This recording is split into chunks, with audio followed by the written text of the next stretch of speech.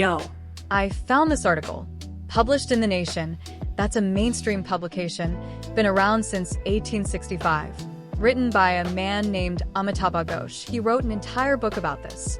And I need you to read this with me, because when you look at this through the correct lens, through what we already know about these maps, this article is saying something completely different than what it thinks it's saying. Okay, so right here, first sentence. He says opium probably started in Anatolia. probably. That's their foundation. Not documented. Not proven. Probably. Now, what is Anatolia on a 1531 map? It's part of Asia Minor. And what did the 1531 map by the Royal French cartographer Orense find, currently sitting at the Library of Congress right now? What did it label North America as? Asia. Cathay. The ancient name for China. These were the maps the founding fathers grew up with. So when this man says it started in Anatolia and spread through Asia, I need you to ask, which Asia?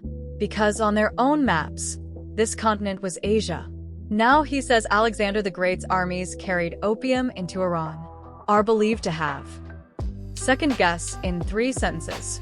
But here's what's wild. On that same 1531 map, Alexander's travel routes through Asia are plotted on North American geography. His place names are on shores we now call the Gulf of Mexico. I'm not saying that, their cartographer said that. The Library of Congress has the map. Look it up. Now watch this. He traces the word for opium, aphene, from Greek through Persian through Arabic into the Indian subcontinent, and then into Chinese. He's giving you a whole linguistic family tree. But there's one word he doesn't mention. One word that came from this same drug, that is still alive right now. Used globally. Born in America. The word fiend. Green's Dictionary of Slang, 1886. Fiend originally meant U.S. opium addict.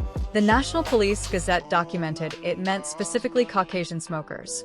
That word traveled from opium dens into black communities, into AV. And today the whole world says fiending. Nobody in China says that. Nobody in Turkey says that. The word stayed here because the drug was here. Okay, so now he's talking about the Dutch East India Company using opium for colonial expansion. And then the British in India. But notice, he never once asks where in India. Because in the 16th and 17th centuries, the Dutch were operating in territory their own maps labeled India. Their own maps. The Dutch called the Delaware River the South River. Their colony was New Netherland. They were in what their maps called India. This whole paragraph is describing operations on this continent and calling it somewhere else. Right here. He says, after Britain, the country that benefited most from the China trade and the global traffic in opium was the United States.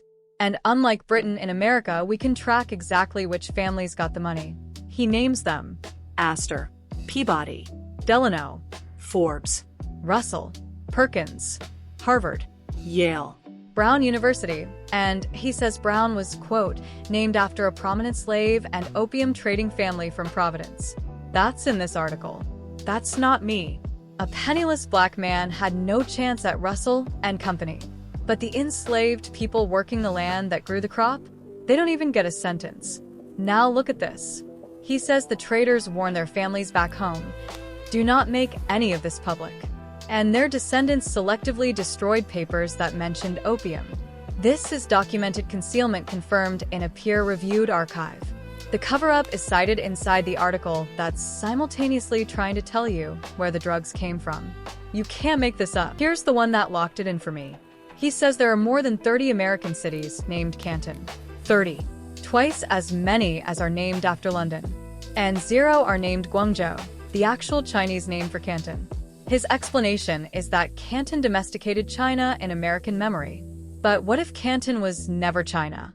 What if Canton, Ohio, Canton, Georgia, Canton, Mississippi, Canton, New York? What if those were the original Cantons? And they named a place in China after what was already here? The Chinese, the people being occupied, called Americans the younger brothers of the British. They saw through it. 2 flags. 1 empire. The same way Bengal and Louisiana were the same land under 2 names. The same way the Opium War and the Civil War were the same conflict under 2 names. The people being colonized always knew. It was everybody else who got confused. He ends this article by saying, "If Americans knew this history, it would be harder to impose xenophobic anti-immigrant framings on the drug crisis." But he never asks the real question. Why does the opioid epidemic today hollow out specifically the same territories, Appalachia, the Mississippi corridor, the American interior, that matched the ancient opium-growing geography? The crop never moved. Only the story did. Subscribe if you want the full breakdown.